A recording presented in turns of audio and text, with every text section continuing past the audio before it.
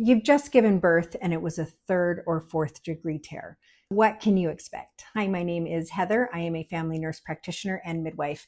And today we're going to talk about third and fourth degree tears and what you need to expect in postpartum recovery. First, let's talk about what the level of tears are. So we have first, second, third, and fourth degree tear. Those are the official ones.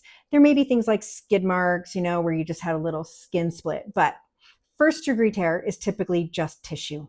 Second degree tear goes into your muscle, so through the tissue into some muscle. A third degree tear touches the capsule surrounding the anal sphincter.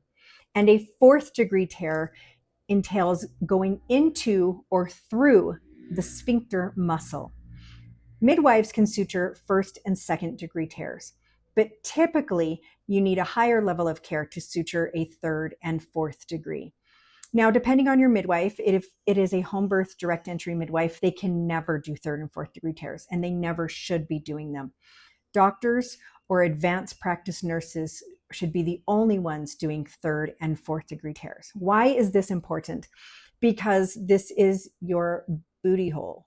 This is the sphincter. This is what controls your toots, your farts, passing gas, and your poops. We want to make sure that this is done by someone with a lot of practice and guidance and skill.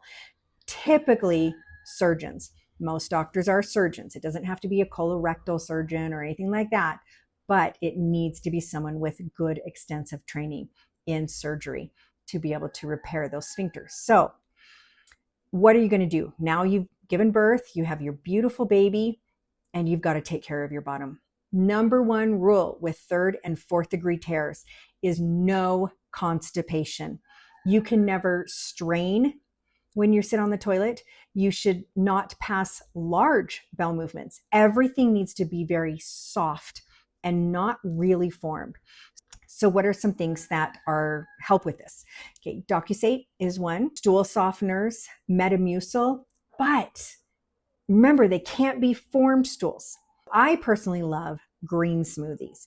Green smoothies are fantastic. It's very soft. It's not formed. It's not diarrhea, but it's just not very formed because there is so much fiber in there from the green smoothie, typically from the spinach and stuff, that everything is very loose.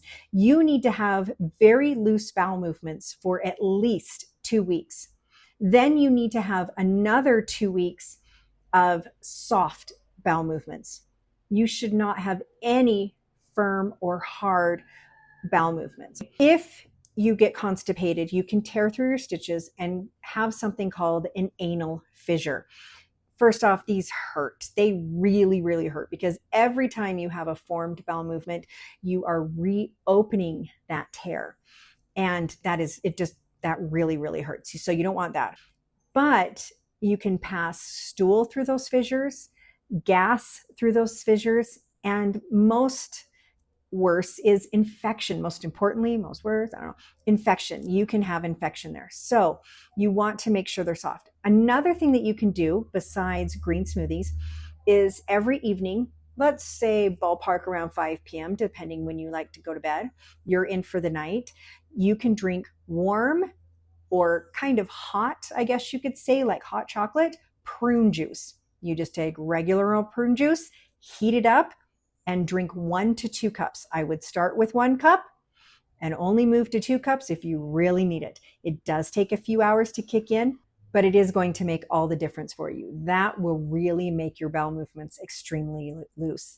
You can try drinking cold prune juice throughout the day, but many moms have said, I'll just take the cup of warm, hot prune juice at the end of the day and be done. If you had a third or fourth degree tear, no pushing, no straining. Do not sit on the toilet any longer than you need to. Get on, get off, and don't hold your bowel movements in. You need to have a lot of water, a lot of fluids. Coke, soda, pop, they do not count as fluids here, people, okay? We're talking water here. You need a good amount of them. If you're having diarrhea because of what you are eating and trying to loosen things up, make sure you get your electrolytes in. But here are some important tips to help you get through and heal from third and fourth degree tears.